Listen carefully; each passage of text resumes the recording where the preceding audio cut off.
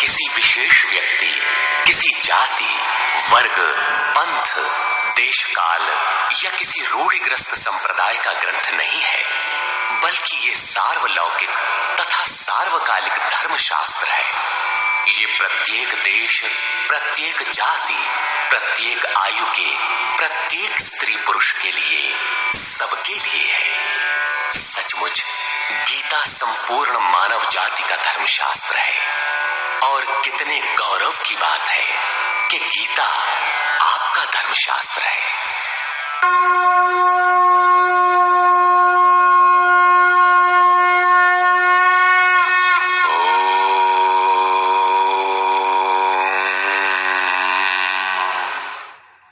श्री परमात्मने नमः। यथार्थ गीता, श्रीमद् भगवत गीता, अथ चतुर्थोऽध्याय। अध्याय 3 में योगेश्वर श्री कृष्ण ने आश्वस्त किया था कि दोष दृष्टि से रहित होकर जो भी मानव श्रद्धा युक्त हो मेरे मत के अनुसार चलेगा, वो कर्मों के बंधन से भली प्रकार छूट जाएगा। कर्म बंधन से मुक्ति दिलाने की क्षमता योग, ज्ञान योग या कर्म योग दोनों में है। योग में ही युद्ध संचार निहित है। प्रस्तुत अध्याय में वे बताते हैं कि इस योग का प्रणेता कौन है, इसका क्रमिक विकास कैसे होता है। श्री भगवान वाच।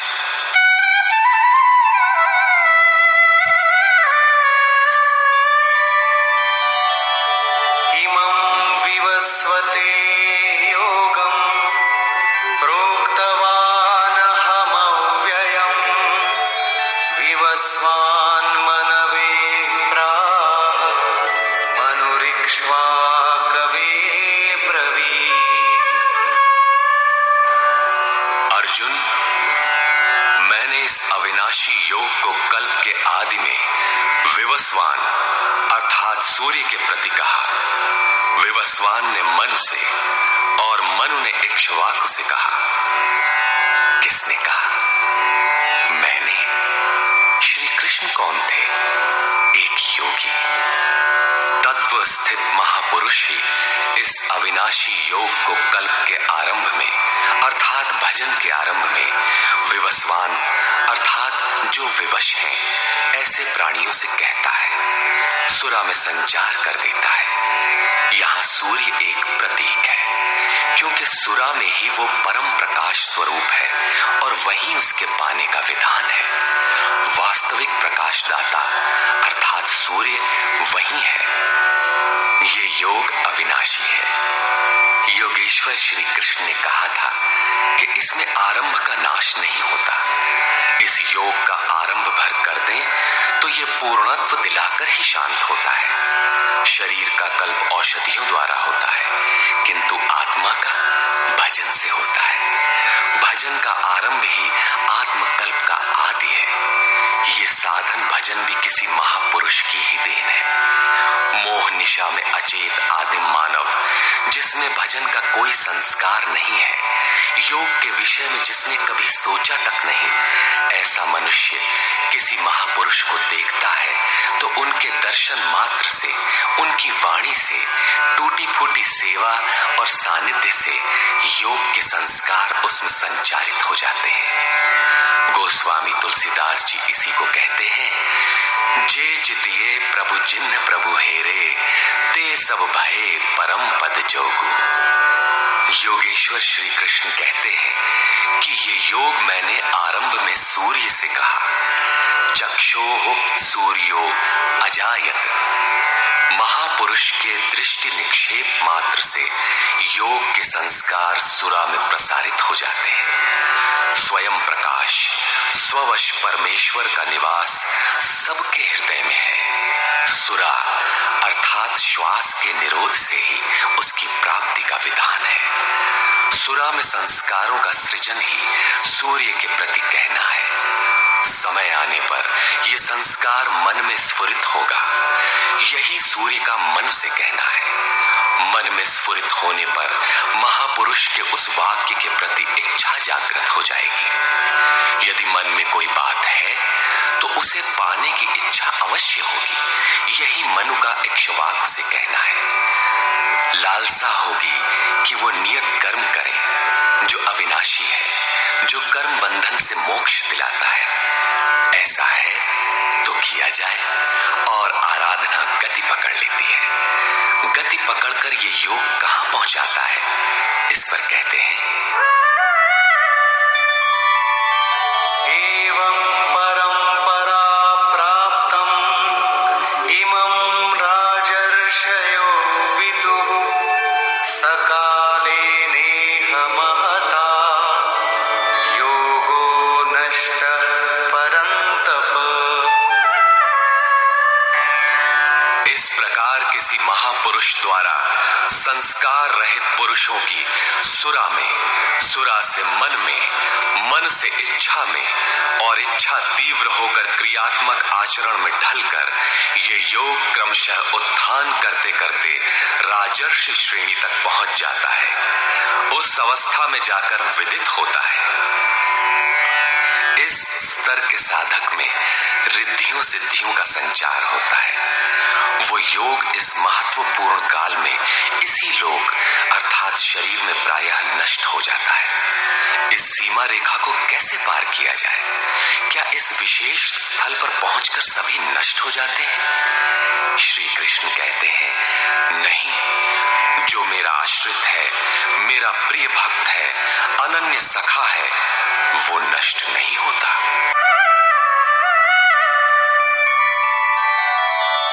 स एवायं मया तेद्य योगः प्रोक्तः पुरातनः भक्तोऽसि मे सखा चेति रहस्यं ह्येतदुत्तमम्। वो ही ये पुरातन योग अब मैंने तेरे लिए वर्णन किया है, क्योंकि तू मेरा भक्त और सखा है और ये योग उत्तम रहस्यपूर्ण है। अर्जुन क्षत्रिय श्रेणी का साधक था, राजर्षि की अवस्था वाला था, जहां रिद्धियों सिद्धियों के थपेड़े में साधक नष्ट हो जाता है। इस काल में भी योग कल्याण की मुद्रा में ही है, किंतु प्रायः साधक यहां पहुंचकर लड़खड़ा जाते हैं। ऐसा अविनाशी किंतु रहस्यमय योग श्री कृष्ण ने अर्जुन से कहा, क्योंकि नष्ट होने की अवस्था में अर्जुन था ही। क्यों कहा? इसलिए कि तू मेरा भक्त है, अनन्य भाव से मेरे आश्रित है, प्रिय है, सखा है। जिस परमात्मा की हमें चाह है, वो सद्गुरु परमात्मा आत्मा से अभिन्न होकर जब निर्देशन देने लगे, तभी वास्तविक भजन आरंभ होता है। यहाँ प्रेरक की अवस्था में परमात्मा और सद्गुरु एक दूसरे के पर्याय हैं। जिस सतह पर हम खड़े हैं, उसी स्तर पर जब स्वयं प्रभु हृदय में उतर आए, रोकथाम करने लगे, डगमगाने पर संभालें, तभी मन वश में हो पाता है। मन बस होई तबही जब प्रेरक प्रभु बरजे। जब तक इष्ट देव रथी होकर आत्मा से अभिन्न होकर प्रेरक के रूप में खड़े नहीं हो जाते, तब तक सही मात्रा में इस पथ में प्रवेश ही नहीं होता। वो साधक प्रत्याशी अवश्य है, लेकिन भजन उसके पास कहां? पूज्य गुरुदेव भगवान कहा करते थे, हम कई बार नष्ट होते होते बच गए, भगवान ने ही बचा लिया। भगवान ने ऐसे समझाया, ये कहा। हमने पूछा, महाराज जी, क्या भगवान भी बोलते हैं, बातचीत करते हैं? बोले, हाँ, हो, भगवान ऐसे बतियावत है जैसे हम तुम बतियाई, घंटों बतियाई और क्रम न टूटे। हमें उदासी हुई और आश्चर्य भी कि भगवान कैसे बोलते होंगे, ये तो बड़ी नई बात है। कुछ देर बाद महाराज जी बोले, काहे घबराता है, तो हूं से बतियाई है।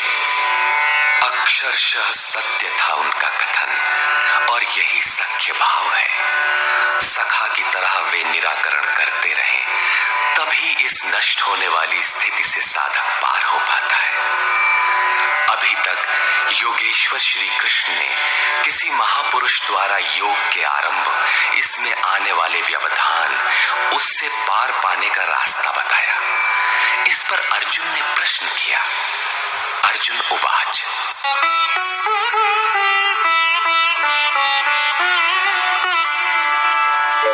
अपरं भवतो जन्म परं जन्म विवस्वतः कथमेतद्विजानीयाम्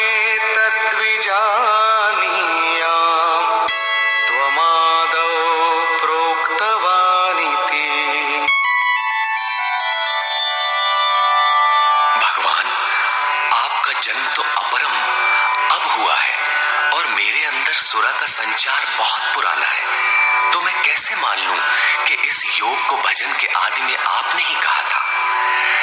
इस पर योगेश्वर श्री कृष्ण महाराज बोले। श्री भगवान वाच,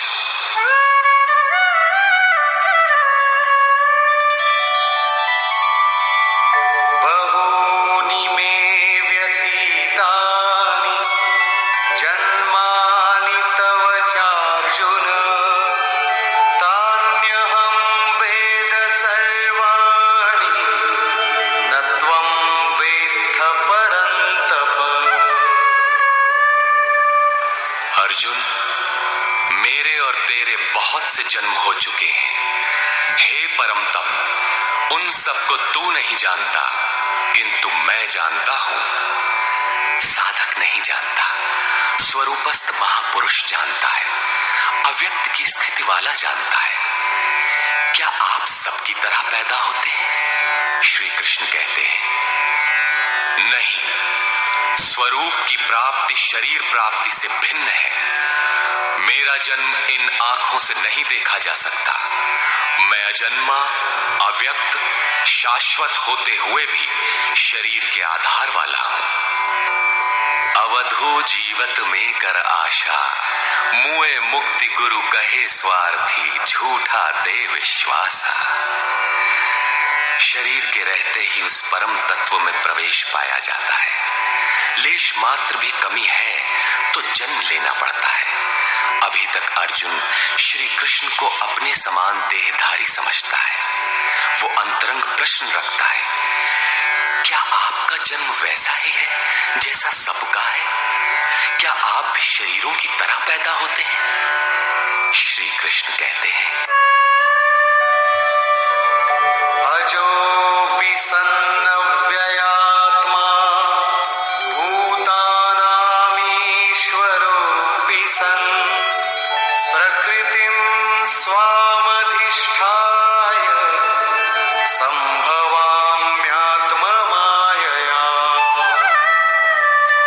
मैं विनाश रहित, पुनः जन्म रहित और समस्त प्राणियों के स्वर में संचारित होने पर भी अपनी प्रकृति को अधीन करके आत्म माया से प्रकट होता हूं।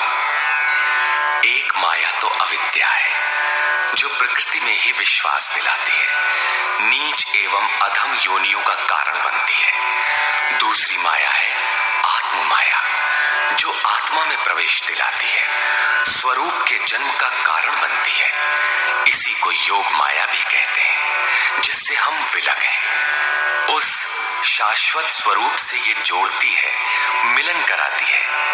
उस आत्मिक प्रक्रिया द्वारा मैं अपनी त्रिगुणमयी प्रकृति को अधीन करके ही प्रकट होता हूं।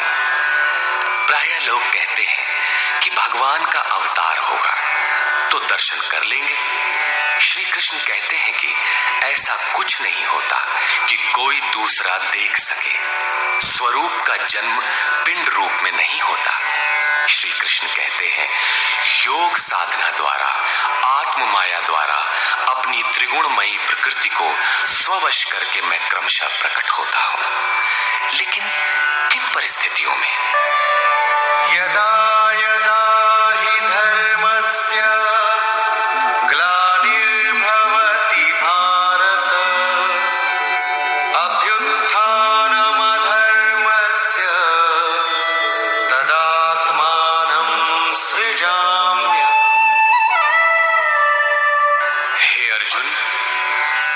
जब परम धर्म परमात्मा के लिए हृदय ग्लानि से भर जाता है, जब अधर्म की वृद्धि से भाविक पार पाते नहीं देखता, तब मैं आत्मा को रचने लगता हूं। जब आपका हृदय अनुराग से पूरित हो जाए, उस शाश्वत धर्म के लिए गदगद गिरा नयन बह नीरा की स्थिति आ जाए, जब प्रयत्न करके भी अनुरागी अधर्म का पार नहीं पाता, ऐसी परिस्थिति में मैं अपने स्वरूप को रचता हूं।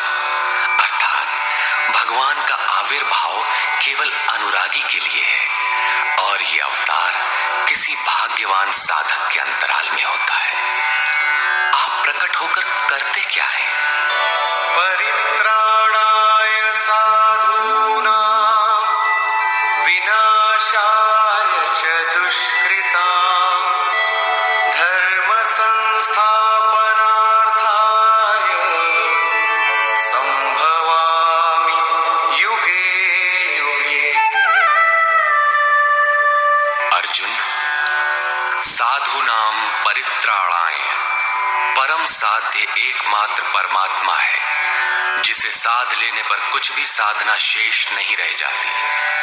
उस साध्य में प्रवेश दिलाने वाले विवेक, वैराग्य, शम दम इत्यादि दैवी संपत्ति को निर्विघ्न प्रवाहित करने के लिए तथा दुष्कृताम, जिससे दूषित कार्य रूप लेते हैं, उन काम क्रोध राग द्वेषादि विजातीय प्रवृत्तियों को समूल नष्ट करने के लिए तथा धर्म को भली प्रकार स्थिर करने के लिए मैं युग युग में प्रकट होता हूं। युग का तात्पर्य सतयुग, त्रेता, द्वापर में नहीं। युग धर्मों का उतार चढ़ाव मनुष्यों के स्वभाव पर है। युग धर्म सदैव रहे हैं। मानस में संकेत है, नित जुग धर्म हो ही सब केरे, हृदय राम माया के प्रेरे। युग धर्म सभी के हृदय में नित्य होते रहते हैं। अविद्या से नहीं बल्कि विद्या से, राम माया की प्रेरणा से हृदय में होते हैं, जिसे प्रस्तुत श्लोक में आत्म माया कहा गया है। वही है राम माया। हृदय में राम की स्थिति दिला देने वाली, राम से प्रेरित है वो विद्या। कैसे समझा जाए कि अब कौन सा युग कार्य कर रहा है? तो शुद्ध सत्व समता विज्ञाना, कृत प्रभाव प्रसन्न मन जाना।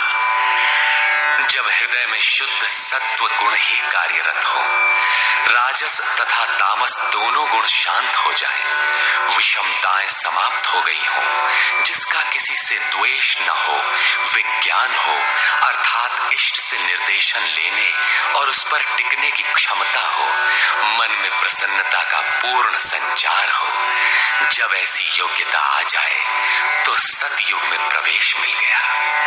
इसी प्रकार दो अन्य युगों का वर्णन किया और अंत में तामस बहुत रजोगुण थोरा, कलि प्रभाव विरोध चहुओरा। तामस गुण भरपूर हो, किंचित राजसी गुण भी उसमें हो, चारों ओर वैर और विरोध हो, तो ऐसा व्यक्ति कलियुगीन है। जब तामसी गुण कार्य करता है तो मनुष्य में आलस्य, निद्रा, प्रमाद का बाहुल्य होता है। वो कर्तव्य जानते हुए भी उसमें प्रवृत्त नहीं हो सकता, निषिद्ध कर्म जानते हुए भी उससे निवृत्ति नहीं हो सकती। इस प्रकार युग धर्मों का उतार चढ़ाव मनुष्यों की आंतरिक योग्यता पर निर्भर है। किसी ने इन योग्यताओं को 4 युग कहा है, तो कोई इन्हें ही 4 वर्ण का नाम देता है, तो कोई इन्हें ही अति उत्तम, उत्तम, मध्यम और निकृष्ट 4 श्रेणी के साधक कहकर संबोधित करता है। प्रत्येक युग में इष्ट साथ देते हैं। हाँ, उच्च श्रेणी में अनुकूलता की भरपूरता प्रतीत होती है, निम्न युगों में सहयोग क्षीण प्रतीत होता है। संक्षेप में श्री कृष्ण कहते हैं कि साध्य वस्तु दिलाने वाले विवेक, वैराग्य इत्यादि को निर्विघ्न प्रवाहित करने के लिए तथा दूषण के कारक काम, क्रोध, राग, द्वेष इत्यादि का पूर्ण विनाश करने के लिए, परम धर्म परमात्मा में स्थिर रखने के लिए मैं युग युग में अर्थात हर परिस्थिति, हर श्रेणी में प्रकट होता हूं, बशर्ते कि ग्लानि हो। जब तक इष्ट समर्थन न दे, तब तक आप समझ ही नहीं सकेंगे कि विकारों का विनाश हुआ अथवा अभी कितना शेष है। प्रवेश से पराकाष्ठा पर्यंत इष्ट हर श्रेणी में, हर योग्यता के साथ रहते हैं। उनका प्राकट्य अनुरागी के हृदय में होता है। भगवान प्रकट हैं, तब तो सभी दर्शन करते होंगे। श्री कृष्ण कहते हैं, नहीं। जन्म कर्म च मे दिव्यम् एवं यो वेत्ति तत्त्वतः त्यक्त्वा देहं पुनर्जन्म नैति मामेति सोऽर्जुन। अर्जुन, मेरा वो जन्म अर्थात ग्लानि के साथ स्वरूप की रचना तथा मेरा कर्म अर्थात दुष्कृतियों के कारणों का विनाश, साध्य वस्तु को दिलाने वाली क्षमताओं का निर्दोष संचार, धर्म की स्थिरता, ये कर्म और जन्म दिव्य अर्थात अलौकिक है, लौकिक नहीं है। इन चर्म चक्षुओं से उसे देखा नहीं जा सकता, मन बुद्धि से उसे मापा नहीं जा सकता। जब इतना गूढ़ है तो उसे देखता कौन है? केवल यो वेत्ति तत्वतः, केवल तत्वदर्शी ही मेरे इस जन्म और कर्म को देखता है और मेरा साक्षात करके वो पुनर्जन्म को नहीं प्राप्त होता, बल्कि मुझे प्राप्त होता है। जब तत्वदर्शी ही भगवान के जन्म और कार्य को देख पाता है, तो लोग लाखों की संख्या में भीड़ लगाए क्यों खड़े हैं कि कहीं अवतार होगा तो दर्शन करेंगे? क्या आप तत्वदर्शी हैं? महात्मा वेश में आज भी विविध तरीके से, मुख्यतः महात्मा वेश की आड़ में बहुत से लोग प्रचार करते फिरते हैं कि वे अवतार हैं, या उनके दलाल प्रचार कर देते हैं। लोग भेड़ की तरह अवतार को देखने टूट पड़ते हैं, किंतु श्री कृष्ण कहते हैं कि केवल तत्वदर्शी ही देख पाता है। अब तत्वदर्शी किसे कहते हैं? अध्याय 2 में सत असत का निर्णय देते हुए योगेश्वर श्री कृष्ण ने बताया था कि अर्जुन, असत वस्तु का अस्तित्व नहीं है और सत का तीनों कालों में कभी अभाव नहीं है। तो क्या आप ऐसा कहते हैं? बताया उन्होंने, नहीं, तत्वदर्शियों ने इसे देखा, न किसी भाषाविद ने देखा, न किसी समृद्धिशाली ने देखा। यहां पुनः बल देते हैं कि मेरा आविर्भाव तो होता है, लेकिन उसे तत्वदर्शी ही देख पाता है। तत्वदर्शी एक प्रश्न है। ऐसा कुछ नहीं कि 5 तत्व हैं, 25 तत्व हैं, इनकी गणना सीख ली और हो गए तत्वदर्शी। श्री कृष्ण ने आगे बताया कि आत्मा ही परम तत्व है। आत्मा परम से संयुक्त होकर परमात्मा हो जाता है। आत्म साक्षात्कार करने वाला ही इस आविर्भाव को समझ पाता है। सिद्ध है कि अवतार किसी विरही अनुरागी के हृदय में होता है। आरंभ में उसे वो समझ नहीं पाता कि हमें कौन संकेत देता है, कौन मार्गदर्शन करता है, किंतु परम तत्व परमात्मा के दर्शन के साथ ही वो देख पाता है, समझ पाता है और फिर शरीर को त्याग कर पुनर्जन्म को प्राप्त नहीं होता। श्री कृष्ण ने कहा कि मेरा जन्म दिव्य है, इसे देखने वाला मुझे प्राप्त होता है। तो लोगों ने उनकी मूर्ति बना ली, पूजा करने लगे, आकाश में कहीं उनके निवास की कल्पना कर ली। ऐसा कुछ नहीं है। उन महापुरुषों का आशय केवल इतना था कि यदि आप निर्धारित कर्म करें तो पाएंगे कि आप भी दिव्य हैं। आप जो हो सकते हैं वो मैं हो गया हूं। मैं आपकी संभावना हूं, आपका ही भविष्य हूं। अपने भीतर आप जिस दिन ऐसी पूर्णता पा लेंगे तो आप भी वही होंगे जो श्री कृष्ण है। जो श्री कृष्ण का स्वरूप है वही आपका भी हो सकता है। अवतार कहीं बाहर नहीं होता। हाँ, यदि अनुराग पूरित हृदय हो तो आपके भीतर भी अवतार की अनुभूति संभव है।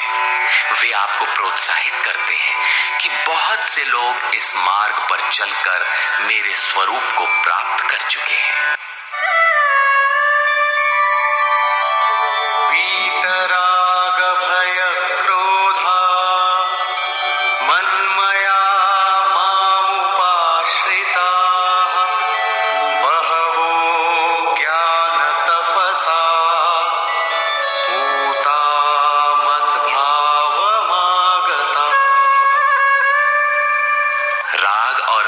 दोनों से परे वीतराग तथा इसी प्रकार भय अभय, क्रोध अक्रोध दोनों से परे अनन्य भाव से अर्थात अहंकार रहित मेरे शरण हुए बहुत से लोग ज्ञान तप से पवित्र होकर मेरे स्वरूप को प्राप्त हो चुके हैं। अब ऐसा होने लगा हो ऐसी बात नहीं है, ये विधान सदैव से रहा है। बहुत से पुरुष इसी प्रकार से मेरे स्वरूप को प्राप्त हो चुके हैं। किस प्रकार? जिन जिन का हृदय अधर्म की वृद्धि देखकर परमात्मा के लिए ग्लानि से भर गया, उस स्थिति में मैं अपने स्वरूप को रचता हूं। वे मेरे स्वरूप को प्राप्त होते हैं, जिसे योगेश्वर श्री कृष्ण ने तत्व दर्शन कहा था, उसे ही अब ज्ञान कहते हैं। परम तत्व है परमात्मा, उसे प्रत्यक्ष दर्शन के साथ जानना ज्ञान है। ऐसी जानकारी वाले ज्ञानी मेरे स्वरूप को प्राप्त करते हैं। यहां ये प्रश्न पूरा हो गया। अब वे योग्यता के आधार पर भजने वालों का श्रेणी विभाजन करते हैं।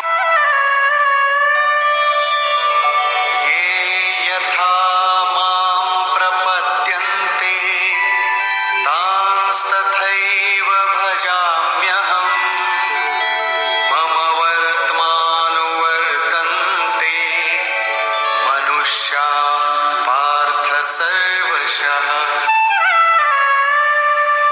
पार्थ, जो मुझे जितनी लगन से जैसा भजते हैं, मैं भी उनको वैसा ही भजता हूं, उतनी ही मात्रा में सहयोग देता हूं। साधक की श्रद्धा ही कृपा बनकर उसे मिलती है। इस रहस्य को जानकर सुधी जन संपूर्ण भाव से मेरे मार्ग के अनुसार ही बरतते हैं। जैसा मैं बरतता हूं, जो मुझे प्रिय है वैसा ही आचरण करते हैं। जो मैं कराना चाहता हूं वही करते हैं। भगवान कैसे भजते हैं? वे रथी बनकर खड़े हो जाते हैं, साथ चलने लगते हैं, यही उनका भजना है। दूषित जिनसे पैदा होते हैं, उनका विनाश करने के लिए वे खड़े हो जाते हैं। सत्य में प्रवेश दिलाने वाले सद्गुणों का परित्राण करने के लिए वे खड़े हो जाते हैं। जब तक इष्ट देव हृदय से पूर्णता रथी न हो और हर कदम पर सावधान न करें, तब तक कोई कैसा ही भजनानंदी क्यों न हो, लाख आंख मूंदे, लाख प्रयत्न करे, वो इस प्रकृति के द्वंद्व से पार नहीं हो सकता। वो कैसे समझेगा कि हम कितनी दूरी तय कर चुके, कितना शेष है। इष्ट ही आत्मा से अभिन्न होकर खड़े हो जाते हैं और उसका मार्गदर्शन करते हैं कि तुम यहां पर हो, ऐसे करो, ऐसे चलो। इस प्रकार प्रकृति की खाई पाटते हुए शनैः शनैः आगे बढ़ाते हुए स्वरूप में प्रवेश दिला देंगे। भजन तो साधक को ही करना पड़ता है, किंतु उसके द्वारा इस पथ में जो दूरी तय होती है वो इष्ट की देन है। ऐसा जानकर सभी मनुष्य सर्वतोभावेन मेरा अनुसरण करते हैं। किस प्रकार वे बरतते हैं? कांक्षन्तः कर्मणां सिद्धिं यजन्त इह देवताः। क्षिप्रं हि मानुषे लोके सिद्धिर्भवति कर्मजा। वे पुरुष इस मनुष्य शरीर में कर्मों की सिद्धि चाहते हुए देवताओं को पूजते हैं। कर्म कौन सा? श्री कृष्ण ने कहा, अर्जुन, तू नियत कर्म कर। नियत कर्म क्या है? यज्ञ की प्रक्रिया ही कर्म है। यज्ञ क्या है? साधना की विधि विशेष, जिसमें श्वास प्रश्वास का हवन, इंद्रियों के बहिर्मुखी प्रवाह को संयमाग्नि में हवन किया जाता है, जिसका परिणाम है परमात्मा। कर्म का शुद्ध अर्थ है आराधना, जिसका स्वरूप इसी अध्याय में आगे मिलेगा। इस आराधना का परिणाम क्या है? संसिद्धिम, परम सिद्धि परमात्मा, यान्ति ब्रह्म सनातनम, शाश्वत ब्रह्म में प्रवेश, परम नैष्कर्म्य की स्थिति।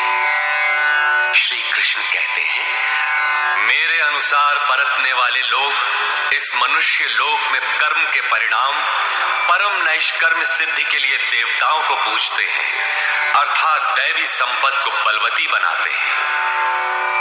तीसरे अध्याय में उन्होंने बताया था कि इस यज्ञ द्वारा तुम देवताओं की वृद्धि करो, दैवी संपद को बलवती बनाओ। ज्यों ज्यों हृदय देश में वो दैवी संपद उन्नत होगी, त्यों ही त्यों तुम्हारी उन्नति होगी। इस प्रकार परस्पर उन्नति करते हुए परम श्रेय को प्राप्त हो जाओ।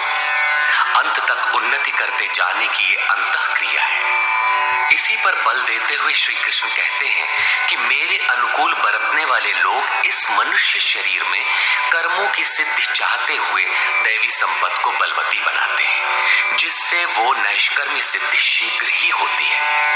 वो असफल नहीं होती, सफल ही होती है। शीघ्र का तात्पर्य, क्या कर्म में प्रवृत्ति होते ही तत्क्षण ये परम सिद्धि मिल जाती है? श्री कृष्ण कहते हैं, नहीं, इस सोपान पर क्रमशः चढ़ने का विधान है।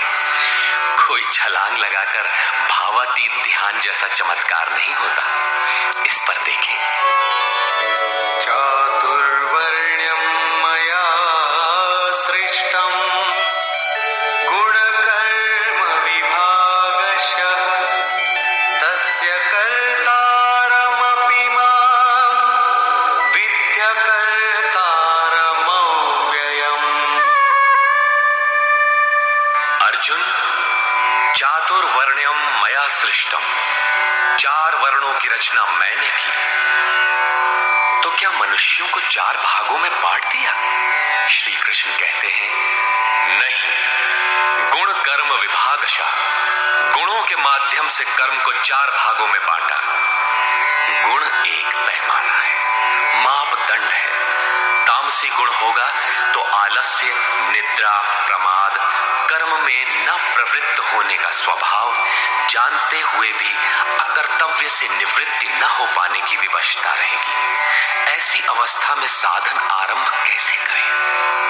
2 घंटे आप आराधना में बैठते हैं, इस कर्म के लिए प्रयत्नशील होना चाहते हैं, किंतु 10 मिनट भी अपने पक्ष में नहीं पाते। शरीर अवश्य बैठा है, लेकिन जिस मन को बैठना चाहिए वो हवा से बातें कर रहा है, कुतर्कों का जाल बुन रहा है, तरंग पर तरंग छाई है। तो आप बैठे क्यों हैं? समय क्यों नष्ट करते हैं? उस समय केवल परिचर्यात्मकम कर्म शूद्रस्यापि स्वभावजम, जो महापुरुष अव्यक्त की स्थिति वाले हैं, अविनाशी तत्व में स्थित हैं, उनकी तथा इस पथ पर अग्रसर अपने से उन्नत लोगों की सेवा में लग जाओ। इससे दूषित संस्कार शमन होते जाएंगे, साधना में प्रवेश दिलाने वाले संस्कार सबल होते जाएंगे। क्रमशः तामसी गुण न्यून होने पर राजसी गुणों की प्रधानता तथा सात्विक गुण के स्वल्प संचार के साथ साधक की क्षमता वैश्य श्रेणी की हो जाती है। उस समय वही साधक इंद्रिय संयम, आत्मिक संपत्ति का संग्रह स्वभावतः करने लगेगा। कर्म करते करते उसी साधक में सात्विक गुणों का बाहुल्य हो जाएगा, राजसी गुण कम रह जाएंगे, तामसी गुण शांत रहेंगे। उस समय वही साधक क्षत्रिय श्रेणी में प्रवेश पालेगा। शौर्य, कर्म में प्रवृत्त रहने की क्षमता, पीछे न हटने का स्वभाव, सब भावों पर स्वामी भाव, प्रकृति के तीनों गुणों को काटने की क्षमता उसके स्वभाव में ढल जाएगी।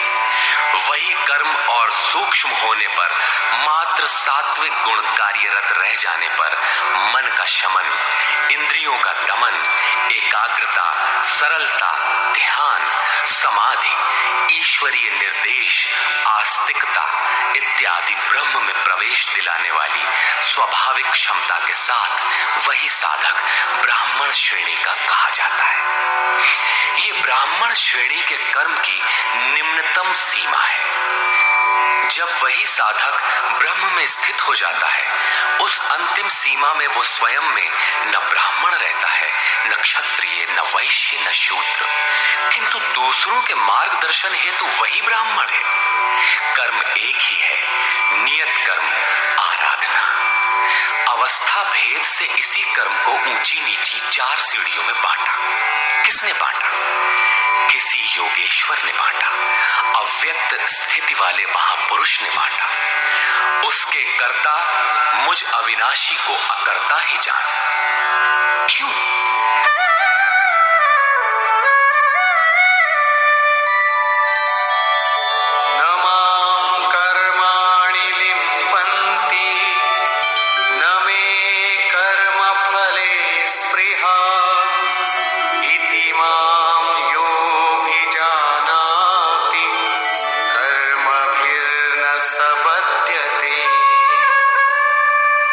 क्योंकि कर्मों के फल में मेरी स्पृहा नहीं है। कर्मों का फल क्या है? श्री कृष्ण ने पीछे बताया था कि यज्ञ जिससे पूरा होता है उस क्रिया का नाम कर्म है, और पूर्ति काल में यज्ञ जिसकी रचना करता है उस ज्ञानामृत को पान करने वाला शाश्वत सनातन ब्रह्म में प्रवेश पा लेता है। कर्म का परिणाम है परमात्मा। उस परमात्मा की चाह भी अब मुझे नहीं है, क्योंकि वो मुझसे भिन्न नहीं है। मैं अव्यक्त स्वरूप हूं, उसी की स्थिति वाला हूं। अब आगे कोई सत्ता नहीं जिसके लिए इस कार्य पर स्नेह रखूं। इसलिए कर्म मुझे लिपायमान नहीं करते, और इसी स्तर से जो भी मुझे जानता है, अर्थात जो कर्मों के परिणाम परमात्मा को प्राप्त कर लेता है, उसे भी कर्म नहीं बांधते। जैसे श्री कृष्ण, वैसे उस स्तर से जानने वाला महापुरुष।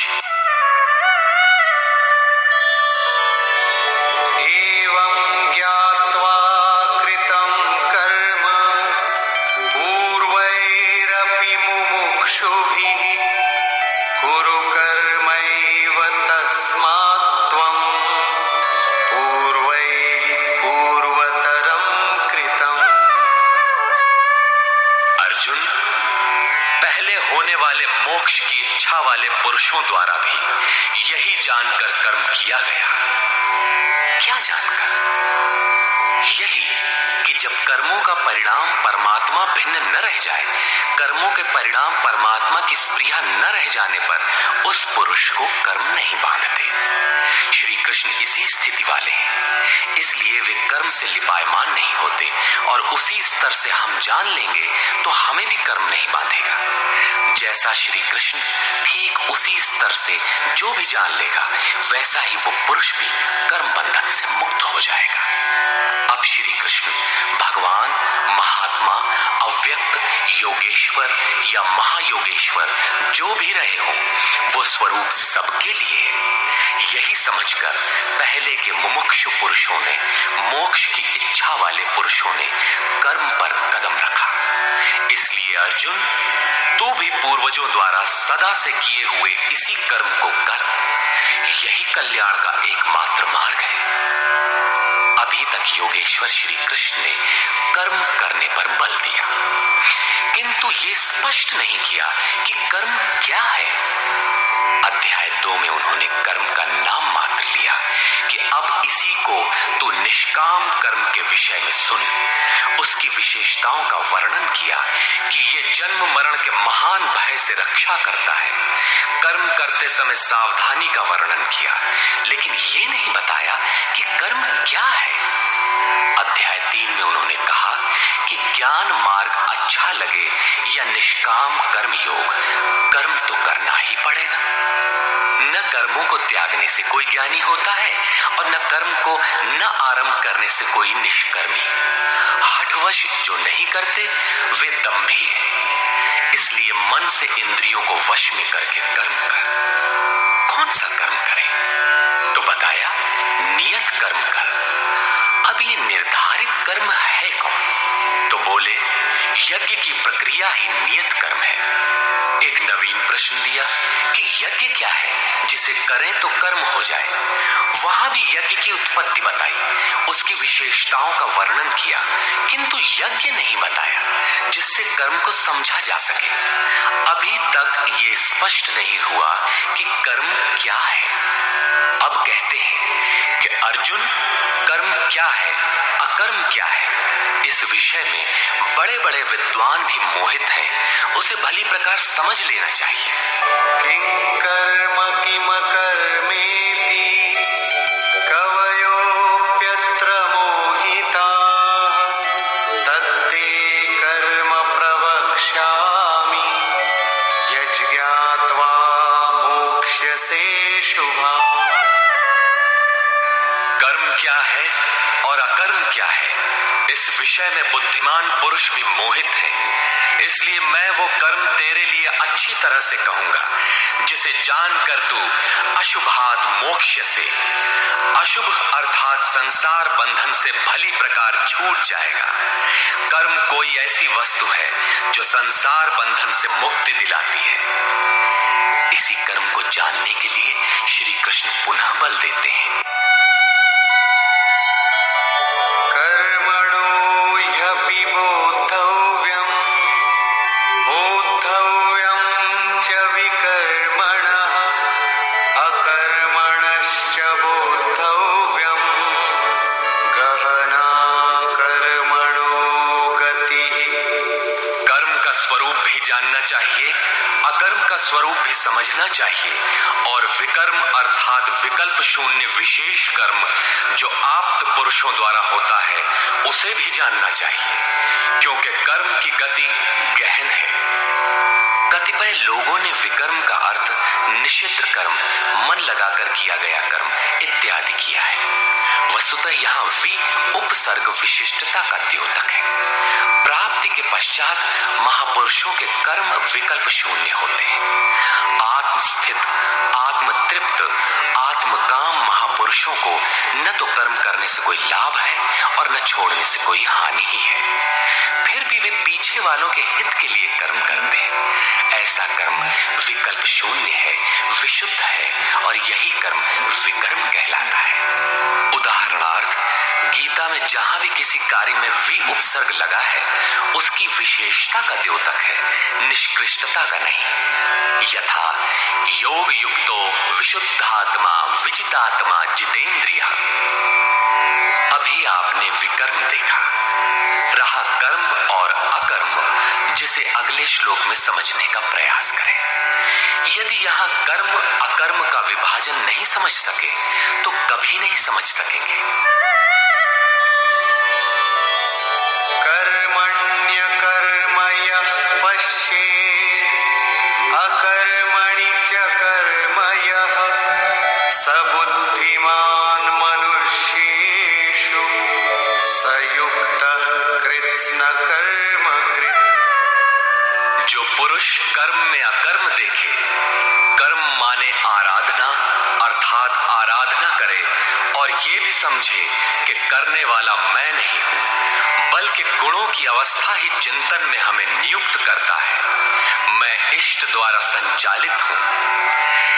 ऐसा देखे और जब इस प्रकार अकर्म देखने की क्षमता आ जाए और धारावाहिक रूप से कर्म होता रहे, तभी समझना चाहिए कि कर्म सही दिशा में हो रहा है।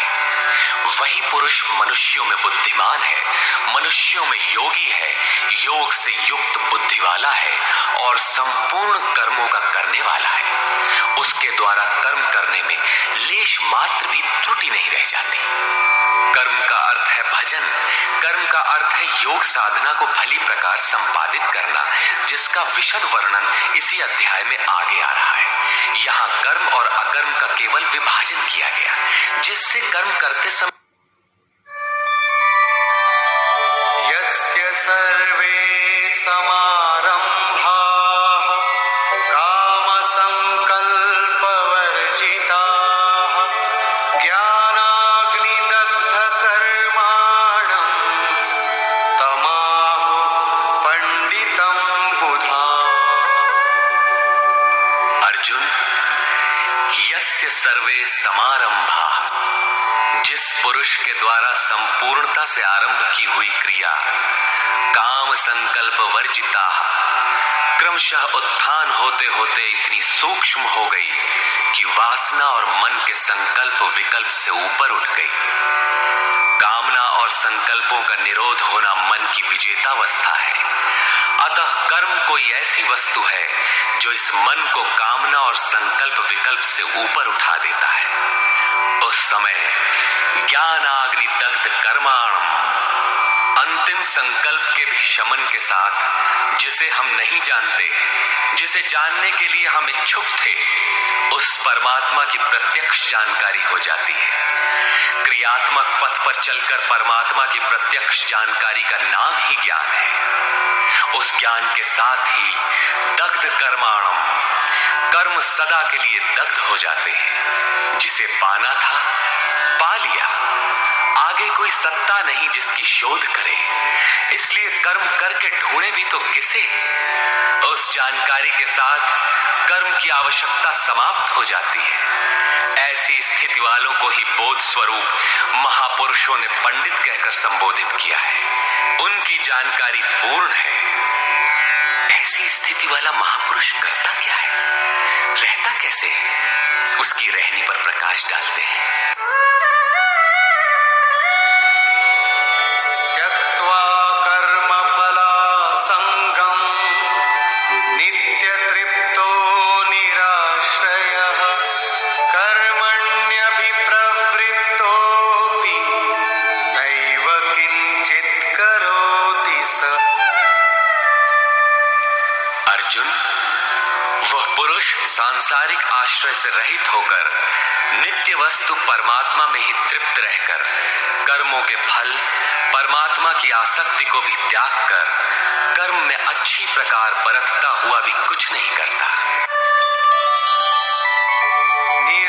निराशीर्यत चित्तात्मा त्यक्त सर्व परिग्रहः शारीरं केवलं कर्म कुर्वन्नाप्नोति किल्बिषम्। जिसने अंतःकरण और शरीर को जीत लिया है, भोगों की संपूर्ण सामग्री जिसने त्याग दी है, ऐसे आशा रहित पुरुष का शरीर केवल कर्म करता दिखाई भर पड़ता है। वस्तुतः वो करता धरता कुछ नहीं, इसलिए पाप को प्राप्त नहीं होता।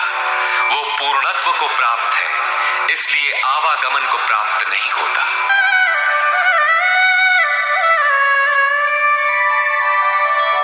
यदृच्छा लाभ संतुष्टो द्वन्द्वातीतो विमत्सरः समः सिद्धावसिद्धौ च कृत्वापि न निबध्यते।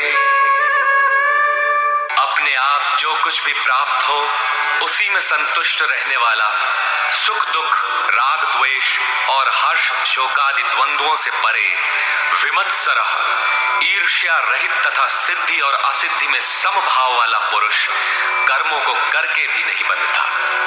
सिद्धि अर्थात जिसे पाना था वो अब भिन्न नहीं है और वो कभी विलग भी नहीं होगा, इसलिए असिद्धि का भी भय नहीं है। इस प्रकार सिद्धि और असिद्धि में समभाव वाला पुरुष कर्म करके भी नहीं बंधता। कौन सा कर्म वो करता है? वही नियत कर्म, यज्ञ की प्रक्रिया। इसी को दोहराते हुए कहते हैं,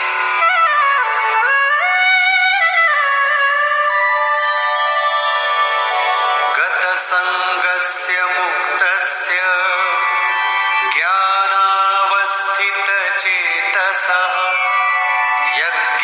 यज्ञायाचरतः कर्म समग्रं प्रविलीयते। अर्जुन, यज्ञायाचरतः कर्म, यज्ञ का आचरण ही कर्म है और साक्षात्कार का नाम ही ज्ञान है। इस यज्ञ का आचरण करके साक्षात्कार के साथ ज्ञान में स्थित संग दोष और आसक्ति से रहित मुक्त पुरुष के संपूर्ण कर्म भली प्रकार विलीन हो जाते हैं। वे कर्म कोई परिणाम उत्पन्न नहीं कर पाते, क्योंकि कर्मों का फल परमात्मा उनसे भिन्न नहीं रह गया। अब फल में कौन सा फल लगेगा। इसलिए उन मुक्त पुरुषों को अपने लिए कर्म करने की आवश्यकता समाप्त हो जाती है। फिर भी लोक संग्रह के लिए वे कर्म करते ही हैं और करते हुए भी वे इन कर्मों से लिप्त नहीं होते। जब करते हैं तो लिप्त क्यों नहीं होते, इस पर कहते हैं ब्रह्मार्पणं ब्रह्महविः ब्रह्माग्नौ ब्रह्मणाहुतं ब्रह्मैव तेन गन्तव्यं ब्रह्मकर्म समाधिना। ऐसे मुक्त पुरुष का समर्पण ब्रह्म है, हवि ब्रह्म है, अग्नि भी ब्रह्म ही है। अर्थात ब्रह्म रूप अग्नि में ब्रह्म रूपी कर्ता द्वारा जो हवन किया जाता है वो भी ब्रह्म है। ब्रह्म कर्म समाधिना, जिसके कर्म ब्रह्म का स्पर्श करके समाधिस्थ हो चुके हैं, उसमें विलय हो चुके हैं, ऐसे महापुरुष के लिए जो प्राप्त होने योग्य है वो भी ब्रह्म ही है। वो कर्ता धर्ता कुछ नहीं, केवल लोक संग्रह के लिए कर्म में बरतता है। ये तो प्राप्ति वाले महापुरुष के लक्षण हैं, किंतु कर्म में प्रवेश लेने वाले प्रारंभिक साधक कौन सा यज्ञ करते हैं। अब यहाँ उसी यज्ञ को स्पष्ट करते हैं।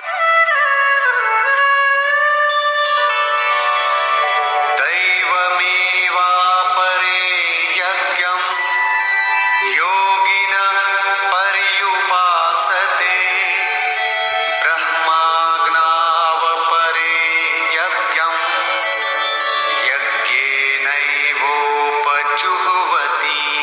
गत श्लोक में योगेश्वर श्री कृष्ण ने परमात्म स्थित महापुरुषों के यज्ञ का निरूपण किया, किंतु दूसरे योगी जो अभी उस तत्व में स्थित नहीं हुए हैं, क्रिया में प्रवेश करने वाले हैं, वे आरंभ कहां से करें। इस पर कहते हैं कि दूसरे योगी लोग दैवम यज्ञम अर्थात दैवी संपद को अपने हृदय में बलवती बनाते हैं, जिसके लिए ब्रह्मा का निर्देश था कि इस यज्ञ द्वारा तुम लोग देवताओं की उन्नति करो। ज्यों-ज्यों हृदय देश में दैवी संपद अर्जित होगी वही तुम्हारी प्रगति होगी और क्रमशः परस्पर उन्नति करके परम श्रेय को प्राप्त करो। दैवी संपद को हृदय देश में बलवती बनाना प्रवेशिका श्रेणी के योगियों का यज्ञ है। वो दैवी संपद अध्याय 16 के आरंभिक 3 श्लोकों में वर्णित है, जो है तो सब में केवल महत्वपूर्ण कर्तव्य समझकर उनकी जागृति करें, उनमें लगे। इन्हीं को इंगित करते हुए योगेश्वर ने कहा कि अर्जुन, तू शोक मत कर, क्योंकि तू दैवी संपद को प्राप्त हुआ है। तू मुझ में निवास करेगा, मेरे ही शाश्वत स्वरूप को प्राप्त करेगा, क्योंकि ये दैवी संपद परम कल्याण के लिए ही है और इसके विपरीत आसुरी संपद नीच और अधम योनियों का कारण है। इसी आसुरी संपद का हवन होने लगता है, इसलिए ये यज्ञ है और यहीं से यज्ञ का आरंभ है। दूसरे योगी ब्रह्माग्नौ पर ब्रह्म परमात्म रूप अग्नि में यज्ञ के द्वारा ही यज्ञ का अनुष्ठान करते हैं। श्री कृष्ण ने आगे बताया कि इस शरीर में अधियज्ञ मैं हूं। यज्ञों का अधिष्ठाता अर्थात यज्ञ जिसमें विलय होते हैं वो पुरुष मैं हूं। श्री कृष्ण एक योगी थे, सद्गुरु थे। इस प्रकार दूसरे योगी जन ब्रह्म रूपी अग्नि में यज्ञ अर्थात यज्ञ स्वरूप सद्गुरु को उद्देश्य बनाकर यज्ञ का अनुष्ठान करते हैं। सारांशतः सद्गुरु के स्वरूप का ध्यान करते हैं। श्रोत्रादीनीन्द्रियाण्यन्ये संयमाग्निषु जुह्वति शब्दादीन् विषयानन्य इंद्रियाग्निषु जुह्वति। अन्य योगी जन श्रोत्रादिक अर्थात श्रोत्र, नेत्र, त्वचा, जिह्वा, नासिका सब इंद्रियों को संयम रूपी अग्नि में हवन करते हैं, अर्थात इंद्रियों को विषयों से समेट कर संयत कर लेते हैं। यहां आग नहीं जलती। जैसे अग्नि में डालने से हर वस्तु भस्मसात हो जाती है, ठीक इसी प्रकार संयम ही एक अग्नि है जो इंद्रियों के संपूर्ण बहिर्मुखी प्रवाह को दग्ध कर देता है। दूसरे योगी लोग शब्दादिक अर्थात शब्द, स्पर्श, रूप, रस और गंध विषयों को इंद्रिय रूपी अग्नि में हवन कर देते हैं, अर्थात उनका आशय बदलकर साधना परक बना लेते हैं। साधक को संसार में रहकर ही तो भजन करना है। सांसारिक लोगों के भले बुरे शब्द उससे टकराते ही रहते हैं। विषयोत्तेजक ऐसे शब्दों को सुनते ही साधक उनके आशय को योग, वैराग्य सहायक, वैराग्योत्तेजक भावों में बदलकर इंद्रिय रूपी अग्नि में हवन कर देते हैं। जैसे कि एक बार अर्जुन अपने चिंतन में रत था, अकस्मात उसके कर्ण कुहरों में संगीत लहरी झंझना उठी। उसने सिर उठाकर देखा तो उर्वशी खड़ी थी जो एक वेश्या थी। सभी उसके रूप पर मुग्ध हो झूम रहे थे, किंतु अर्जुन ने उसे स्नेहिल दृष्टि से मातृवत देखा। उस शब्द रूप से मिलने वाले विकार विलीन हो गए, इंद्रियों के अंतराल में ही समाहित हो गए। यहां इंद्रिय ही अग्नि है। अग्नि में डाली हुई वस्तु जैसे भस्मसात हो जाती है, उसी प्रकार आशय बदलकर इष्ट के अनुकूल ढाल लेने पर विषयोत्तेजक रूप, रस, गंध, स्पर्श और शब्द भी भस्म हो जाते हैं। साधक पर कुप्रभाव नहीं डाल पाते। साधक इन शब्दादिकों में रुचि नहीं लेता, इन्हें ग्रहण नहीं करता। इन श्लोकों में अपरे, अन्य शब्द एक ही साधक की ऊंची नीची अवस्थाएं हैं। एक ही यज्ञकर्ता का ऊंचा नीचा स्तर है, न कि अपरे अपरे कहने से कोई अलग अलग यज्ञ।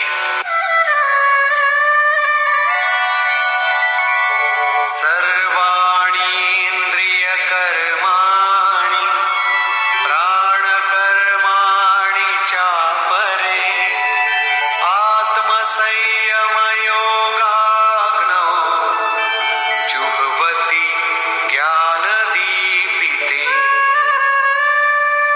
अभी तक योगेश्वर ने जिस यज्ञ की चर्चा की उसमें क्रमशः दैवी संपत्ति को अर्जित किया जाता है, इंद्रियों की संपूर्ण चेष्टाओं का संयम किया जाता है, बलात् विषयोत्तेजक शब्दादिकों के टकराने पर भी उनका आशय बदलकर उनसे बचा जाता है।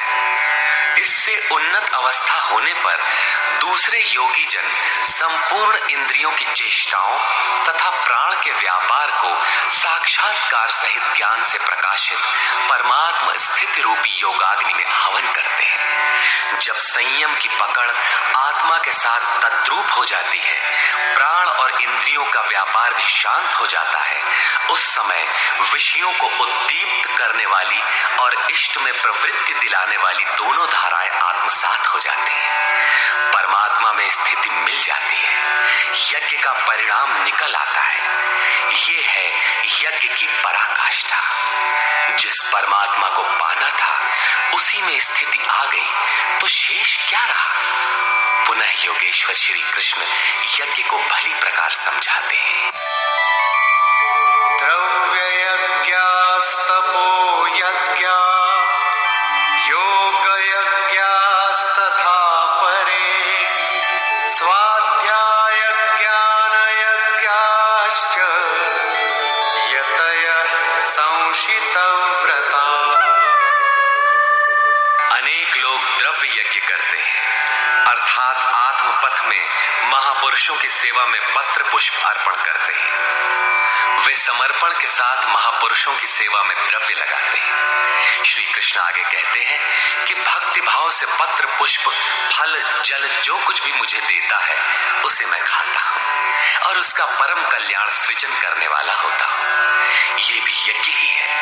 हर आत्मा की सेवा करना, भूले हुए को आत्म पथ पर लाना द्रव्य यज्ञ है, क्योंकि प्राकृतिक संस्कारों को जलाने में समर्थ है। इसी प्रकार कई पुरुष तपोयज्ञ स्वधर्म पालन में इंद्रियों को तपाते हैं, अर्थात स्वभाव से उत्पन्न क्षमता के अनुसार यज्ञ की निम्न और उन्नत अवस्थाओं के बीच तपते हैं।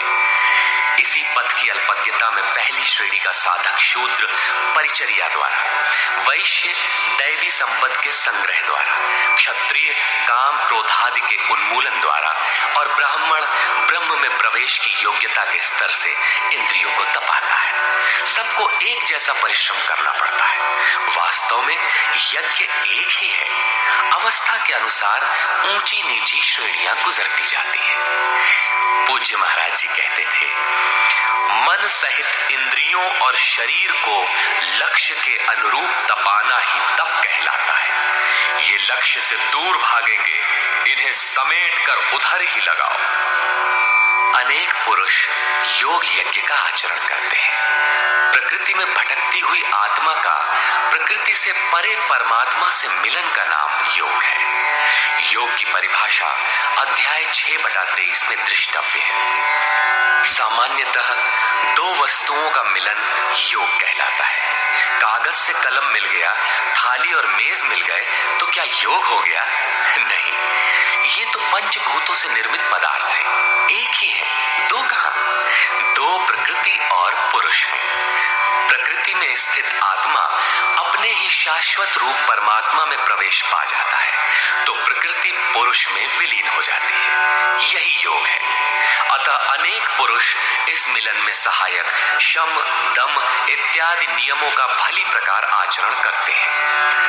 योग यज्ञ करने वाले तथा अहिंसादि तीक्ष्ण व्रतों से युक्त यत्नशील पुरुष स्वाध्याय ज्ञान यज्ञाश्च स्वयं का अध्ययन, स्वरूप का अध्ययन करने वाले ज्ञान यज्ञ के करता है।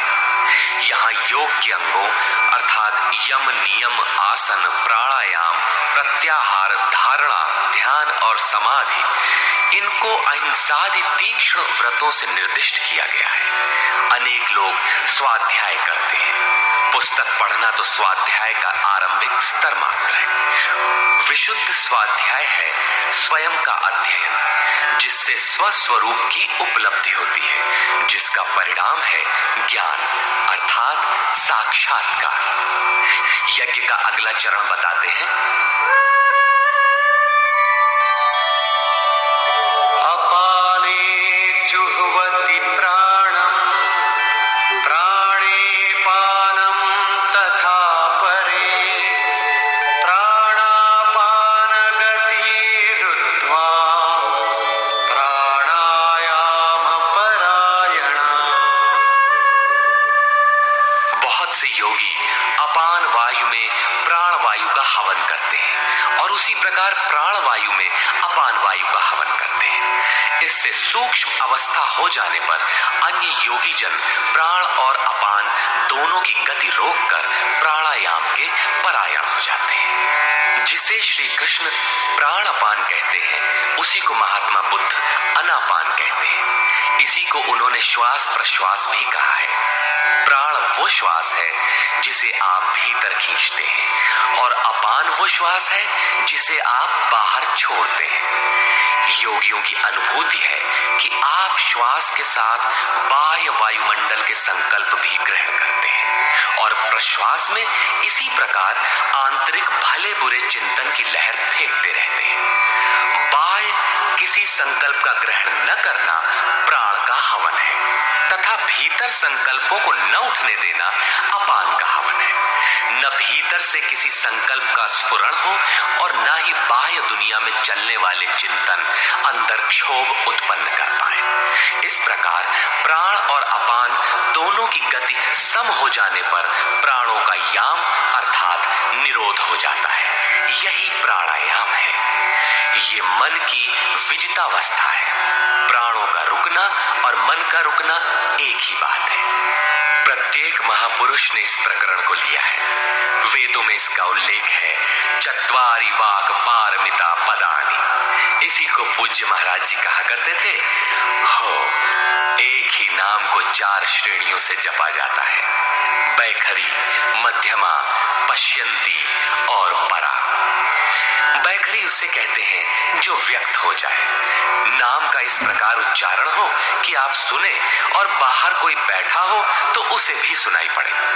मध्यमा अर्थात मध्यम स्वर में जप, जिसे केवल आप ही सुने, बगल में बैठा हुआ व्यक्ति भी उस उच्चारण को सुन न सके। ये उच्चारण कंठ से होता है। धीरे धीरे नाम की धुन बन जाती है, डोर लग जाती है। साधना और सूक्ष्म हो जाने पर पश्यंती अर्थात नाम देखने की अवस्था आ जाती है। फिर नाम को जपा नहीं जाता, यही नाम श्वास में ढल जाता है। मन को दृष्टा बनाकर खड़ा कर दे, देखते बर रहे कि सांस कहती क्या है, सांस आती है कब, बाहर निकलती है कब, कहती है क्या। महापुरुषों का कहना है कि ये सांस नाम के सिवाय और कुछ कहती ही नहीं। साधक नाम का जप नहीं करता, केवल उससे उठने वाली धुन को सुनता है, सांस को देखता भर है, इसलिए इसे पश्यंती कहते हैं। पश्यंती में मन को दृष्टा के रूप में खड़ा करना पड़ता है, किंतु साधन और उन्नत हो जाने पर सुनना भी नहीं पड़ता। एक बार सुरत लगा भर दे, स्वतः सुनाई देगा। जपय न जपावे अपने से आवे, न स्वयं जपो न मन को सुनने के लिए बाध्य करो, और जप चलता रहे। इसी का नाम है अजपा। ऐसा नहीं कि जप प्रारंभ ही न करे और आ गई अजपा। यदि किसी ने जप नहीं प्रारंभ किया तो अजपा नाम की कोई वस्तु भी उसके पास नहीं होगी। अजपा का अर्थ है हम न जपे किंतु जाप हमारा साथ न छोड़े।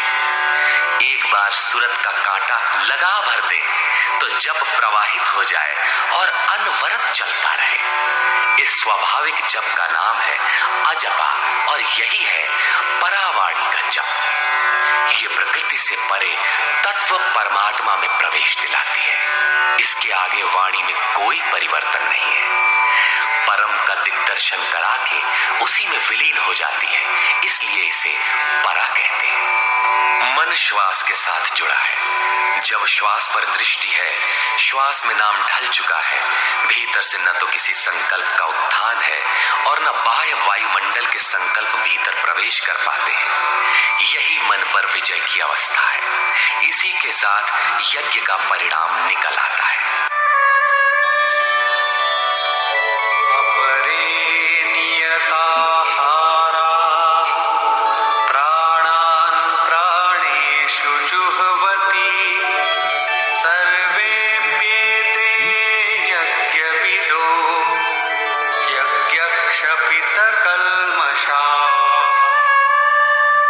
दूसरे नियमित आहार करने वाले प्राण को प्राणों में ही हवन करते हैं। पूज्य महाराज जी कहा करते थे कि योगी का आहार दृढ़, आसन दृढ़ और निद्रा दृढ़ होनी चाहिए। आहार विहार पर नियंत्रण बहुत आवश्यक है। ऐसे अनेक योगी प्राण को प्राण में ही हवन कर देते हैं, अर्थात श्वास लेने पर ही ध्यान केंद्रित रखते हैं, प्रश्वास पर ध्यान नहीं देते। सांस आई तो सुना ओम, पुनः सांस आई तो ओम सुनते रहे। इस प्रकार यज्ञों द्वारा नष्ट पाप वाले ये सभी पुरुष यज्ञ के जानकार हैं। इन निर्दिष्ट विधियों में से यदि कहीं से भी करते हैं तो वे सभी यज्ञ के ज्ञाता हैं। अब यज्ञ का परिणाम बताते हैं।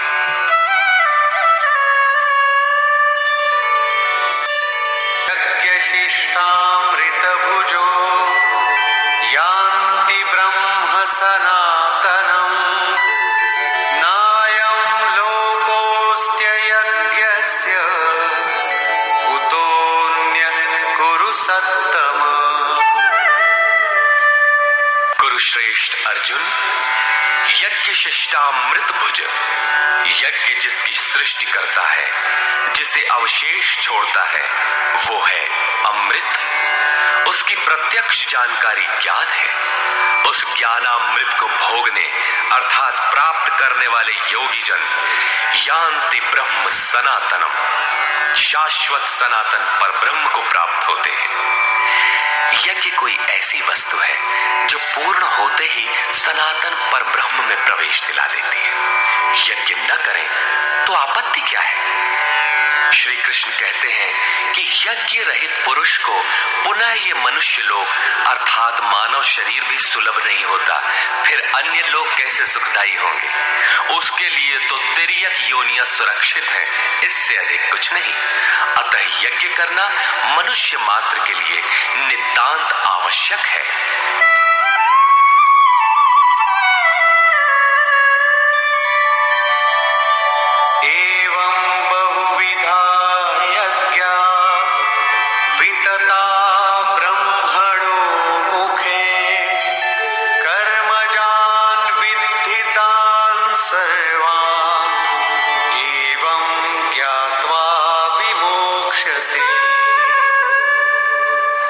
इस प्रकार उपर्युक्त बहुत प्रकार के यज्ञ वेद की वाणी में कहे गए हैं, ब्रह्म के मुख से विस्तारित है। प्राप्ति के पश्चात महापुरुषों के शरीर को परब्रह्म धारण कर लेता है। ब्रह्म से अभिन्न अवस्था वाले उन महात्माओं की बुद्धि मात्र यंत्र होती है, उनके द्वारा वो ब्रह्म ही बोलता है। उसकी वाणी में इन यज्ञों का विस्तार किया गया है। इन सब यज्ञों को तू कर्म जान विद्धि, कर्म से उत्पन्न हुआ जान। यही पहले भी कहे आए हैं, यज्ञः कर्म समुद्भवः। उन्हें इस प्रकार क्रियात्मक चलकर जान लेने पर, जैसा अभी बताया था, यज्ञ करके जिनका पाप नष्ट हो चुका हो वही यज्ञ के यथार्थ ज्ञाता है। अतः अर्जुन, तू विमोक्ष्य से संसार बंधन से पूर्णतः छूट जाएगा। यहां योगेश्वर ने कर्म को स्पष्ट कर दिया। वो हरकत कर्म है जिससे उपर्युक्त यज्ञ पूर्ण होते हैं। अब यदि दैवी संपद का अर्जन, सद्गुरु का ध्यान, इंद्रियों का संयम, श्वास का प्रश्वास में हवन, प्रश्वास का श्वास में हवन, प्राण अपान की गति का निरोध खेती करने से होता हो, व्यापार नौकरी या राजनीति करने से होता हो, तो आप करिए। यज्ञ तो ऐसी क्रिया है जो पूर्ण होते ही तत्क्षण परब्रह्म में प्रवेश दिला देती है। बाह्य किसी भी कार्य से आप तत्क्षण ब्रह्म में प्रवेश पा जाते हो तो कीजिए।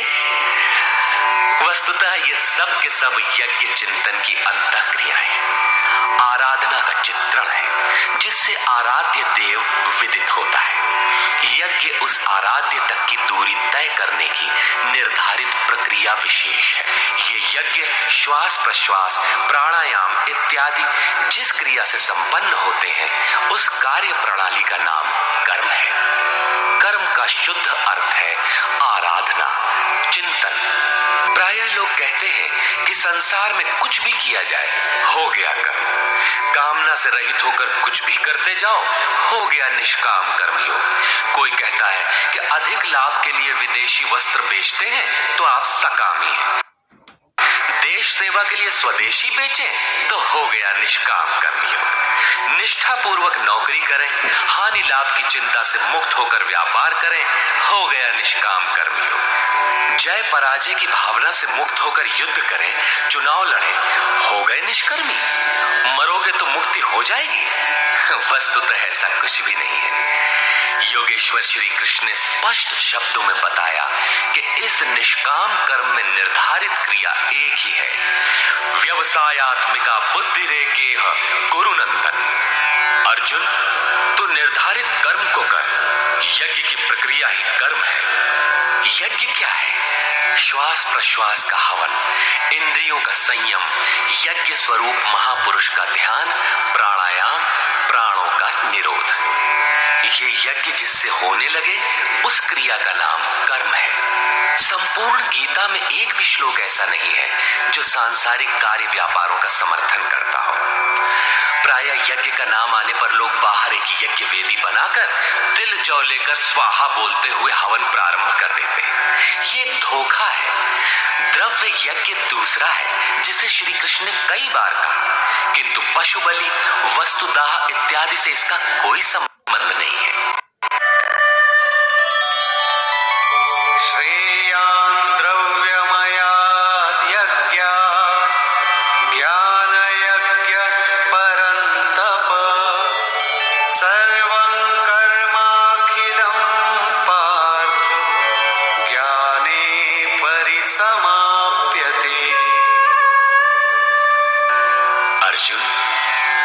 सांसारिक द्रव्यों से सिद्ध होने वाले यज्ञ की अपेक्षा ज्ञान यज्ञ, जिसका परिणाम ज्ञान अर्थात साक्षात्कार है, यज्ञ जिसकी सृष्टि करता है, उस अमृत तत्व की जानकारी का नाम ज्ञान है। ऐसा यज्ञ श्रेयस्कर है, परम कल्याणकारी है। हे पार्थ, संपूर्ण कर्म ज्ञान में शेष हो जाते हैं, परिसमाप्यते, भली प्रकार समाहित हो जाते हैं। ज्ञान यज्ञ की पराकाष्ठा है, उसके पश्चात कर्म किए जाने से न कोई लाभ है और न छोड़ देने से उस महापुरुष की कोई क्षति ही होती है। इस प्रकार भौतिक द्रव्यों से होने वाले यज्ञ भी यज्ञ है, किंतु उस यज्ञ की तुलना में जिसका परिणाम साक्षात्कार है, उस ज्ञान यज्ञ की अपेक्षा अत्यंत अल्प है। आप करोड़ का हवन करें, सैकड़ों यज्ञ वेदी बना लें, सतपथ पर द्रव्य लगावें, साधु संत महापुरुषों की सेवा में द्रव्य लगावें, किंतु इस ज्ञान यज्ञ की अपेक्षा अल्प है। वस्तुतः यज्ञ श्वास प्रश्वास का है, इंद्रियों के संयम का है, मन के निरोध का है, जैसा श्री कृष्ण अभी बता आए। इस यज्ञ को प्राप्त कहां किया जाए, उसकी विधि कहां से सीखें? यथा तद्विद्धि प्रणिपातेन परिप्रश्नेन सेवया उपदेक्षन्ति ते ज्ञानम् ज्ञानिनस्तत्त्वदर्शिनः। इसलिए अर्जुन, तू तत्वदर्शी महापुरुष के पास जाकर भली प्रकार प्रणत होकर अर्थात दंडवत प्रणाम करके, अहंकार त्याग कर, शरण होकर, भली प्रकार सेवा करके, निष्कपट भाव से प्रश्न करके तो उस ज्ञान को जान। वे तत्व को जानने वाले ज्ञानी जन तेरे लिए उस ज्ञान का उपदेश करेंगे, साधना पथ पर चलाएंगे। समर्पित भाव से सेवा करने के उपरांत ही इस ज्ञान को सीखने की क्षमता आती है। तत्वदर्शी महापुरुष परम तत्व परमात्मा का प्रत्यक्ष दिग्दर्शन करने वाले हैं। वे यज्ञ की विधि विशेष के ज्ञाता हैं और वही आपको ही सिखाएंगे। यदि अन्य यज्ञ होता तो ज्ञानी तत्वदर्शी की क्या आवश्यकता थी? स्वयं भगवान के सामने ही तो अर्जुन खड़ा था, भगवान उसे तत्वदर्शी के पास क्यों भेजते हैं? वस्तुतः श्री कृष्ण एक योगी थे। उनका आशय है कि आज तो अनुरागी अर्जुन मेरे समक्ष उपस्थित है, भविष्य में अनुरागियों को कहीं भ्रम न हो जाए कि श्री कृष्ण तो चले गए, अब किसकी शरण जाए। इसलिए उन्होंने स्पष्ट किया कि तत्वदर्शी के पास जाओ, वे ज्ञानी जन तुझे उपदेश देंगे और यज्ञात्वा न पुनर्मोहम् एवं यास्यसि पाण्डव येन भूतान्यशेषेण द्रक्ष्यस्यात्मन्यथो मयि। उस ज्ञान को उनके द्वारा समझकर तू इस प्रकार फिर कभी मोह को प्राप्त नहीं होगा। उनसे दी गई जानकारी के द्वारा उस पर चलते हुए तू अपनी आत्मा के अंतर्गत संपूर्ण भूतों को देखेगा, अर्थात सभी प्राणियों में इसी आत्मा का प्रसार देखेगा। जब सर्वत्र एक ही आत्मा के प्रसार को देखने की क्षमता आ जाएगी, उसके पश्चात तू मुझ में प्रवेश करेगा। अतः उस परमात्मा को पाने का साधन तत्व स्थित महापुरुष के द्वारा है। ज्ञान के संबंध में, धर्म और शाश्वत सत्य के संबंध में श्री कृष्ण के अनुसार किसी तत्वदर्शी से ही पूछने का विधान है।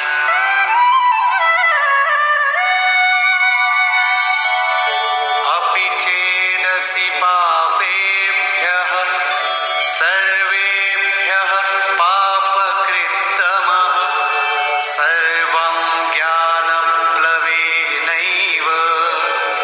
वृजिनं सन्तरिष्यसि। यदि तू सब पापियों से भी अधिक पाप करने वाला है, तब भी ज्ञान रूपी नौका द्वारा सभी पापों से निस्संदेह भली प्रकार तर जाएगा। इसका आशय आप ये न लगा ले कि अधिक से अधिक पाप करके कभी भी तर जाएंगे। श्री कृष्ण का आशय मात्र यही है कि कहीं आप भ्रम में न रहे कि हम तो बड़े पापी हैं, हमसे पार नहीं लगेगा। ऐसी कोई गुंजाइश न निकाल ले। इसलिए श्री कृष्ण प्रोत्साहन और आश्वासन देते हैं कि सब पापियों के पापों के समूह से भी अधिक पाप करने वाला हो, फिर भी तत्वदर्शियों से प्राप्त ज्ञान रूपी नौका द्वारा तू निस्संदेह संपूर्ण पापों को अच्छी प्रकार पार कर जाएगा। किस प्रकार? यथैधांसि समिद्धोऽग्निः भस्मसात् कुरुतेऽर्जुन ज्ञानाग्निः सर्वकर्माणि भस्मसात् कुरुते तथा।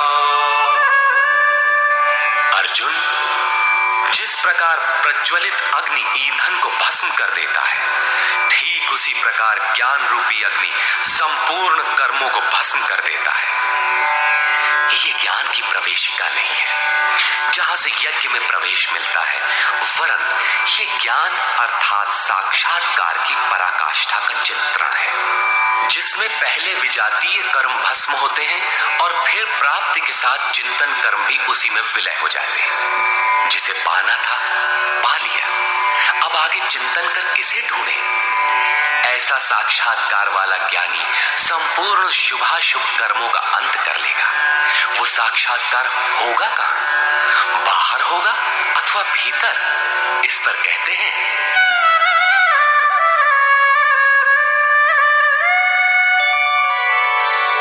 नहि ज्ञानेन सदृशं पवित्रमिह विद्यते तत्स्वयं योग संसिद्धः कालेनात्मनि विन्दति। इस संसार में ज्ञान के समान पवित्र करने वाला निस्संदेह कुछ भी नहीं है।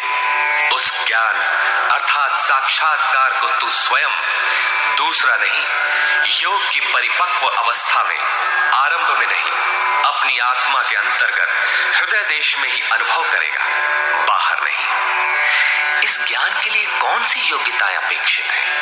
योगेश्वर के ही शब्दों में, श्रद्धावान् लभते ज्ञानं तत्परः संयतेन्द्रियः ज्ञानं लब्ध्वा परां शान्तिम् अचिरेणाधिगच्छति।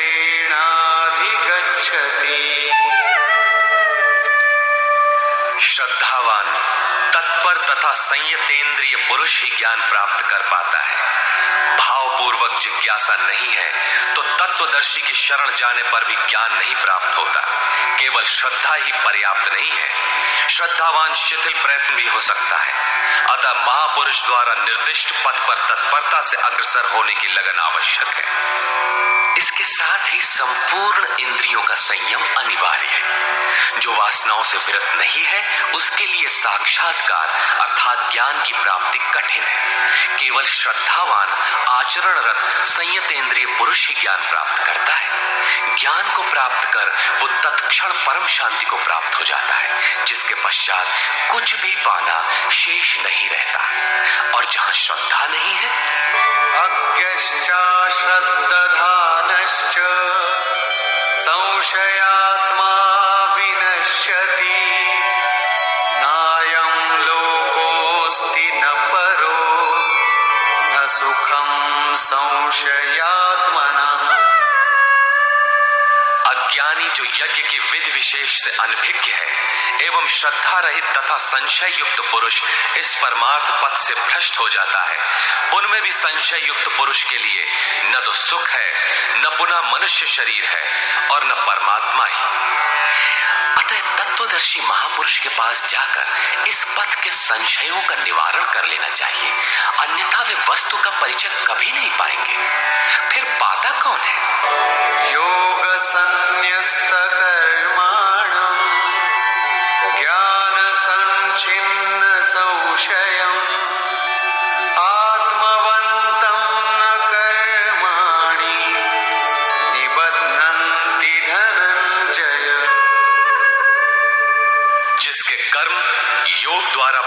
समाहित हो चुके हैं, जिसका संपूर्ण संशय परमात्मा की प्रत्यक्ष जानकारी द्वारा नष्ट हो गया है। परमात्मा से संयुक्त ऐसे पुरुष को कर्म नहीं बांधते।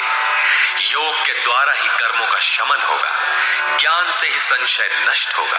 इसीलिए श्री कृष्ण कहते हैं,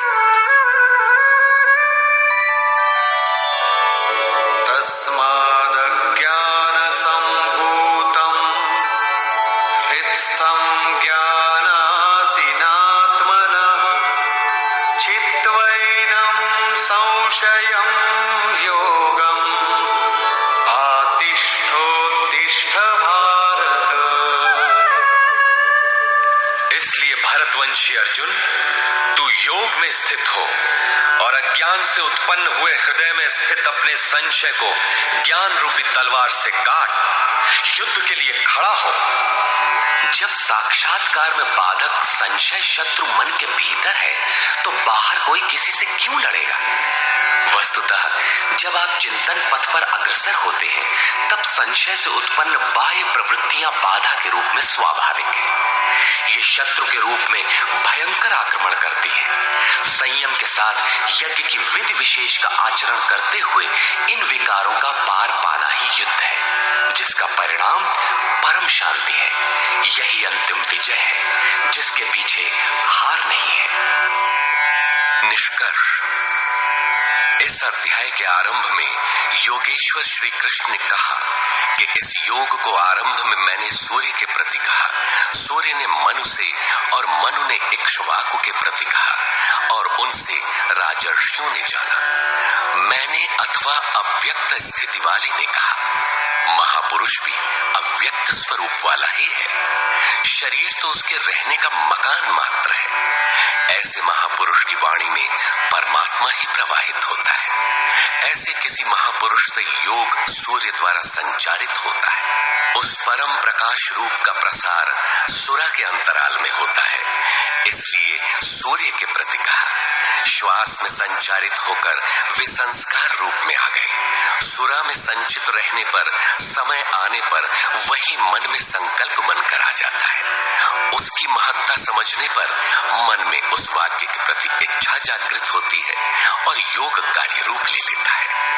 क्रमशः उत्थान करते करते यह योग रिद्धियों सिद्धियों की राजर्षित्व श्रेणी तक पहुंचने पर नष्ट होने की स्थिति में जा पहुंचता है। किंतु जो प्रिय भक्त हैं, अनन्य सखा हैं, उसे महापुरुष ही संभाल लेते हैं। अर्जुन के प्रश्न करने पर कि आपका जन्म तो अब हुआ है, योगेश्वर श्री कृष्ण ने बताया, अव्यक्त, अविनाशी, अजन्मा और संपूर्ण भूतों में प्रवाहित होने पर भी आत्म माया योग प्रक्रिया द्वारा अपनी त्रिगुणमयी प्रकृति को वश में करके मैं प्रकट होता हूं। प्रकट होकर करते क्या है? साध्य वस्तुओं को परित्राण देने तथा जिनसे दूषित उत्पन्न होते हैं उनका विनाश करने के लिए, परम धर्म परमात्मा को स्थिर करने के लिए मैं आरंभ से पूर्ति पर्यंत पैदा होता हूं। मेरा वह जन्म और कर्म दिव्य है, उसे केवल तत्वदर्शी ही जान पाते हैं। भगवान का आविर्भाव तो कलयुग की अवस्था में ही हो जाता है। यदि सच्ची लगन हो किंतु आरंभिक साधक समझ ही नहीं पाता कि ये भगवान बोल रहे हैं या यूं ही संकेत मिल रहे हैं। आकाश से कौन बोलता है? महाराज जी बताते थे कि जब भगवान कृपा करते हैं, आत्मा से रथी हो जाते हैं, तो खंबे से, वृक्ष से, पत्ते से, शून्य से, हर स्थान से बोलते और संभालते हैं। उत्थान होते होते जब परम तत्व परमात्मा विदित हो जाए, तभी स्पर्श के साथ ही वो स्पष्ट समझ पाता है। इसलिए अर्जुन, मेरे उस स्वरूप को तत्वदर्शियों ने देखा और मुझे जानकर वे तत्क्षण मुझ में ही प्रविष्ट हो जाते हैं, जहां से पुनः आवागमन में नहीं आते। इस प्रकार उन्होंने भगवान के आविर्भाव की विधि को बताया कि वह किसी अनुरागी के हृदय में होता है, बाहर कदापि नहीं। श्री कृष्ण ने बताया, मुझे कर्म नहीं बांधते और इस स्तर से जो जानता है उसे भी कर्म नहीं बांधते। यही समझकर मुमुक्षु पुरुषों ने कर्म का आरंभ किया था कि उस स्तर से जानेंगे तो जैसे श्री कृष्ण वैसा ही उस स्तर से जानने वाला वह पुरुष, और जान लेने पर वैसा ही वह मुमुक्षु अर्जुन। यह उपलब्धि निश्चित है यदि यज्ञ किया जाए। यज्ञ का स्वरूप बताया, यज्ञ का परिणाम परम तत्व परम शांति बताया। इस ज्ञान को पाया कहां जाए? इस पर किसी तत्वदर्शी के पास जाने और उन्हें विधियों से पेश आने को कहा, जिससे वे महापुरुष अनुकूल हो जाए। योगेश्वर ने स्पष्ट किया कि वह ज्ञान तू स्वयं आचरण करके पाएगा, दूसरे के आचरण से तुझे नहीं मिलेगा। वह भी योग की सिद्धि के काल में प्राप्त होगा, प्रारंभ में नहीं। वह ज्ञान अर्थात साक्षात्कार हृदय देश में होगा, बाहर नहीं। श्रद्धालु, तत्पर, संयतेंद्रिय एवं संशय रहित पुरुष ही इसे प्राप्त करता है। अतः हृदय में स्थित अपने संशय को वैराग्य की तलवार से काट। यह हृदय देश की लड़ाई है। बाह्य युद्ध से गीतोक्त युद्ध का कोई प्रयोजन नहीं है। इस अध्याय में योगेश्वर श्री कृष्ण ने मुख्य रूप से यज्ञ का स्वरूप स्पष्ट किया और बताया कि यज्ञ जिससे पूरा होता है उसे करने अर्थात कार्य प्रणाली का नाम कर्म है। कर्म को भली प्रकार इसी अध्याय में स्पष्ट किया। अतः ओम तत्सदिति श्रीमद् भगवद गीता सूपनिषत्सु ब्रह्म विद्यायाम योग शास्त्रे श्री कृष्ण अर्जुन संवादे यज्ञ कर्म स्पष्टीकरण नाम चतुर्थो अध्याय। इस प्रकार स्वामी अड़गड़ानंद कृत श्रीमद् भगवद गीता के भाष्य यथार्थ गीता का चौथा अध्याय पूर्ण होता है।